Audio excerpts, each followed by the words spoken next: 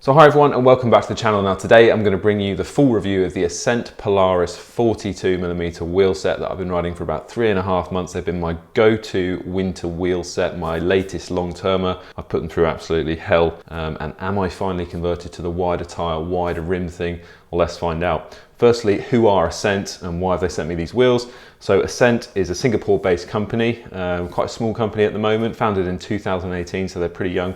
And the current director and the founder is an engineer himself. The manufacturing of the wheels is done in China, so that's the rims and I guess the spokes and the hubs as well, because although the spokes are the best, SAP MCX-Ray and the DT Swiss hubs, I think they're still made in China as well, or Taiwan. The assembly of the wheels and the building of the wheels is all done in Singapore. They've got worldwide distribution, a lifetime warranty on kind of manufacturing defects or just failure in normal use, I would say. And they do have their own custom rim shape. So this is not an off-the-shelf open mold rim. The rim has been developed and chosen and specified by Ascent themselves. And just to outline, to be clear, I have no financial affiliation or commercial interest in Ascent. This is purely a thorough review because I think it's pretty good. Who and why am I doing this review? PT, you can read this, you can pause this kind of cringy blurb, but the benefit, PT, I'm an engineer, qualified professional engineer, and it's not just a shill review. I am critical, you've seen my other wheel reviews and all the feedback goes back to the brand, whether they like it or not. So yeah, no holds barred reviews from me. And don't forget to like and subscribe if you want to see more of this thing. If we grow the reach of this, all the wheel brands. A quick summary before we begin on all the data, the nitty-gritty data. Ascent really are pushing this kind of holistic approach to speed, which I think is quite refreshing. It's not just out and out aero, it's not just out and out weight, it's everything. So it's comfort, stability, aerodynamics, and weight, and it's kind of try to model this approach and all those heads of those performance vectors and build a fast wheel set in terms of all of those things, not just one, which is quite refreshing to see. I've been riding the P69 wheels, what I call the P69, which are the really deep ones you can see on screen here, for about 1.5 years. Again, they are built with a DT Swiss 240 and a SAP MCX-Ray spoke, so there's really very little to go wrong. And I do really like those wheels, but they do catch the wind being so deep. They're not unstable, but they do catch the wind. The internal width of those rims and these new rims is very wide, 23mm, both the same. So in general, the rims, the spokes and the hubs, they're all solid. You can't really go wrong with this build. The price maybe is on the high side, but you do get what you pay for. Like I have not had a single problem with these wheels, either set of wheels that they've sent me, because they're quality components and they're built very, very well. And we'll see just in terms of like the Trueness, the longevity of the Trueness, which we'll come on to, I do think you get what you pay for. They're very lightweight, these 42mm rims. They're 1300 grams without the tape. So the weight is quite chunky rims, quite wide. 1300 grams is pretty reasonable. And the DT hub is not the lightest. Again, maybe just the price, but hopefully that will come down in the future. And who knows, they may do you free shipping if I persuade them to do that after this video. In total, about 4 months now of riding before I release this review. I don't just release the review straight away, like a lot of YouTubers do. I'm riding in sciatic road conditions. What does that mean? Well, bumpy roads. I like to accelerate the testing of all the wheels I get in. I have got queue of wheels to test, so how can you accelerate the testing, ride it on rough roads as possible? Probably not the best thing for my lower back, but it's quite fun. All weathers, it's been through winter, it's kind of been November till now in the UK, so the weather's been atrocious, lots of salt on the road. Pretty much salt every week on the road at the moment. Did some gravel rides as well on the road bike, because why not? You know the format of these tests by now: stiffness test, spoke balance test, aero testing, which is kind of the new thing coming into the wheel reviews now. That's been rolled in, and that was done on the 28mm and the 32mm tyre, as you see here.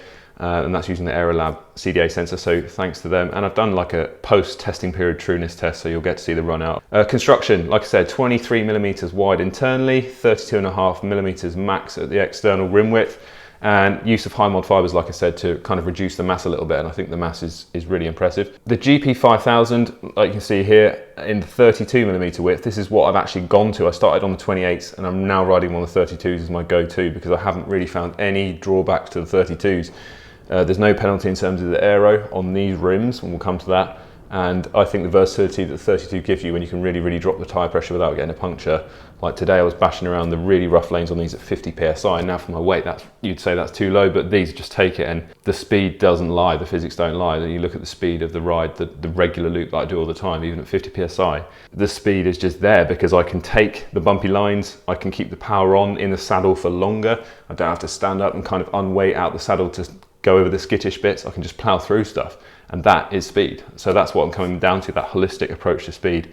I do think this wheel set kind of embodies that quite well. The DT240 hubs, time proven, I've never really had a problem with those, to be honest, they're pretty good. 24 spoke format, nothing new there, 2 cross, no spoke rubbing. And the thing I like about the DT240 hub is the waterproofing is in general really good. So if you're looking for a winter wheel set, an all season wheel set, you can't really go wrong with the DT240 because essentially it's the same architecture as the mountain bike hub.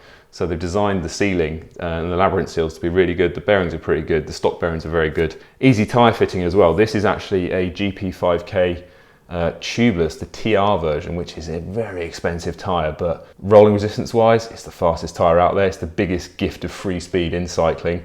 Dan, if you're watching from Ineos, busted mate, I know your secrets.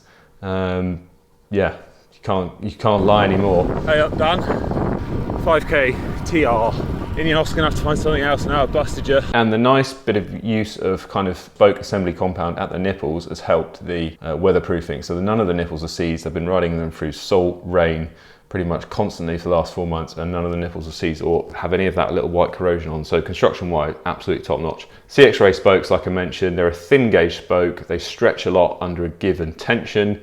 Some of the carbon spoke wheels that I ride on the really rough roads have to drop the tyre pressure so much because the wheels become so stiff and they don't really have enough traction and comfort. So I do penalise on the flatter sections because I've dropped the tyre pressure, the rougher sections, but with the steel spokes I just don't have that problem. Due to the higher inherent stretch as well, there's less potential for noise under braking, because under braking, when you lose the tension, the spoke starts to ring. And I validated that in the Elite Wheel review where I looked at the spoke ringing under braking on a spectrum analyzer. If you want to see that video, I'll drop the link in somewhere here. In general, you know kind of the format of this. These figures and these graphs are all the same between the wheel reviews. The standard deviations and the variability of spoke tensions is very low, which is exemplary. This is almost exemplary, okay? So all the spokes, nearly all of the spokes are within 5% of the mean spoke tension, and the standard deviations are pretty low. However, the spoke tension, I would say, throughout is a little bit on the low side. They don't have asymmetric drillings on the rim, so you are going to suffer on the front wheel, you are going to suffer with spoke tension on the non-disc side, and on the back wheel you're going to suffer with low spoke tension on the disc side because it's the other side of the cassette which has the much higher tension. All non-asymmetric or symmetric rims will have that problem, and you need to boost the kind of drive side or front disc side spoke tensions as high as possible to get those wider spoke tensions up as high as possible. But we can see here the non-disc side on the front, spoke tensions are pretty low. Now this is a TM1 reading, but when you convert that into kilos, it's pretty low. On the CX Ray, I would expect those to be up around at least 8 or 9 on the TM1. And the disc side spoke tensions on the front wheel, I reckon, should be pushing up to sort of 15, 16, and I've seen that on other wheels. It's quite important on this. Although, having said that, as we'll see in a minute, the trueness has not been affected, the stiffness has not been affected, and they are still perfectly true as the day they came. On the rear, again, we see quite a low spoke tension on the disc side rear, down at 6 on the TM1 reading, which is really quite low. And on the drive side tension, I think they can be boosted a little bit higher as well. Sapim CX Rays don't mind really being strung out to kind of 140 kilos, and wheel builders do that. And you can see on these graphs here, on the non-disc side, you can see the kind of tension ring is a lot lower than the disc side. Conversely, going back to the ICAM wheels that we had on the review before this, that had an asymmetric rim profile to balance the spoke tensions. I just put the pointer on, and on the ICAM wheels, you can see on the non-disc side, there's almost exactly the same tension as on the disc side. On a symmetric rim profile, you do have this quite big imbalance, and that's just the nature of the beast. But if you do have this imbalance, you do want to push the tensions up as high as possible, and I think these could be tensioned up a little bit more. Anyway, moving on to the trueness, as we can see here, they're absolutely impeccable. The run out on this wheel set after 4 months of thrashing is better than most brand new wheels that I've had into test. So on the front, on the dial gauge here, you can see 7 thou, which equates to 0.178 millimeters of total run out. Now I would say a really good spec for a built wheel is probably 0.25, a quarter of a millimetre as the total run out. So considering this has been thrashed over gravel and potholes for 4 months, it's still better than most new wheel sets. I mean, that's pretty good. Credit to the builder, although he could have pushed the spoke tension a little bit higher. The Trueness is just bang on.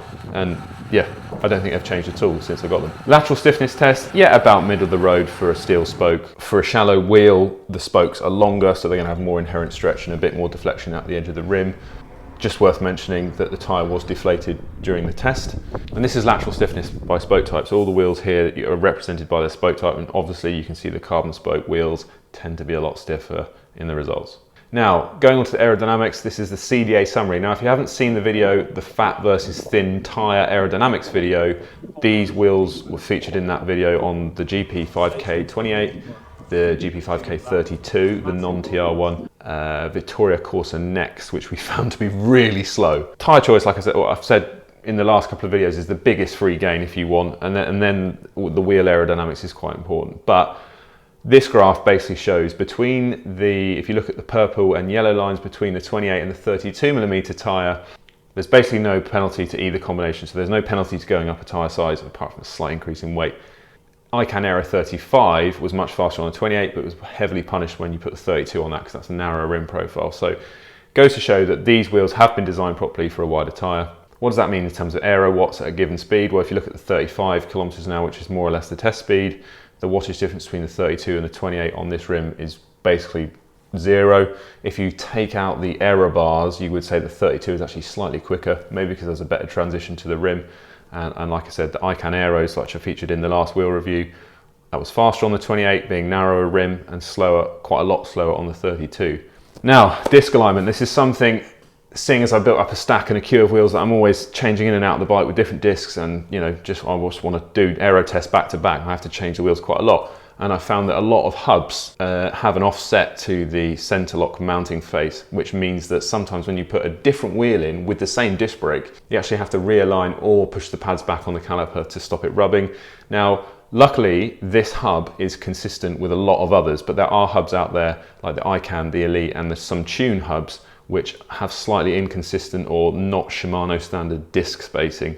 So no issues with that in terms of these. If you're running other wheel sets from that list, you won't need to adjust your calipers.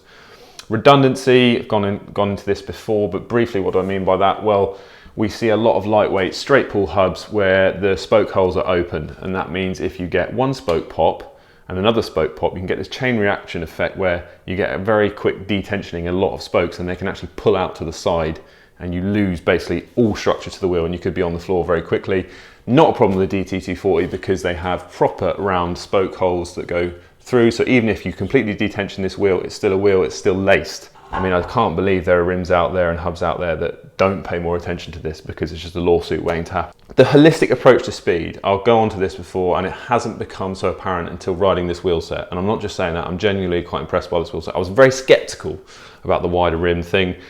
It just gives you versatility, comfort, suspension, width for 32mm tires, which I'd never considered before. I'd be riding 32mm tires and singing their praises. But with this wheel, it doesn't penalise you aerodynamically for that. Down to the data, I'm not lying, the data doesn't lie. I really do rate this wheel in terms of the versatility. And been on a ride today, and I'll show you some of the roads that I'm dealing with. It's just that blistered tarmac or chip seal tarmac you've got, kind of not potholes, because you'd never ride through a pothole, it's just bumpy, always constantly bumpy, whereas on a very narrow tyre, at high pressure, you might just kind of swerve around it. You might just kind of stop pedaling. You might just get out of the saddle a little bit and just coast over it just to relieve your backside. With this, you can stay in the saddle longer, you can pedal for longer, you can pedal smoothly, there's less fatigue on your lower back and your arse, and you can just keep the power on for longer, and you can take those better lines through the corners. If the apex of the corner is a bit rutted and a bit bumpy, a lower pressure tyre is going to be faster because you can keep the power on for longer. There are caveats when you get to a nice, really nice bit of asphalt and the speeds go above kind of 43, 44 k's an hour, or you're in the drops or you're in that aero position, you do feel that little bit of extra drag coming from the low pressure. But if you're like me, you ride and live in Northern Europe most of the time, the roads are atrocious at this time of year, well, all year to be honest. The versatility of dropping the tyre pressure and not worrying about punctures is just a godsend. It's not all about aerodynamics. surprisingly light for such a wide wheel set, and I think that is quite important because you will be encouraged to use a wider tyre on here, a bigger tyre, which is going to add a bit of that weight, so it's good to have that low offset for the kind of the net weight of the system. Great all-weather hubs. You can't fault DT240s in the winter. The water just doesn't seem to get in them, especially when you get a little bit of extra grease around the labyrinth seal. Easy tyre fitting as well, even this TR. So I've been doing fixed CDA testing with this tyre and adjusting pressure to do another rolling resistance map for this TR tyre. And there's a reason why Ineos are using it. You get what you pay for with that. I'm not sponsored by Continental. I genuinely think that's a pretty rapid tyre. Lifetime warranty as well, and yeah, the price is a little bit high, but we'll see what we can do. We'll see if we can blag some free shipping for viewers of the channel, and yeah, I think you do get what you pay for. So cheers, hope you enjoyed that. Let me know any comments or suggestions you've got down below, and I'll see you in the next one for more in-depth wheel reviews.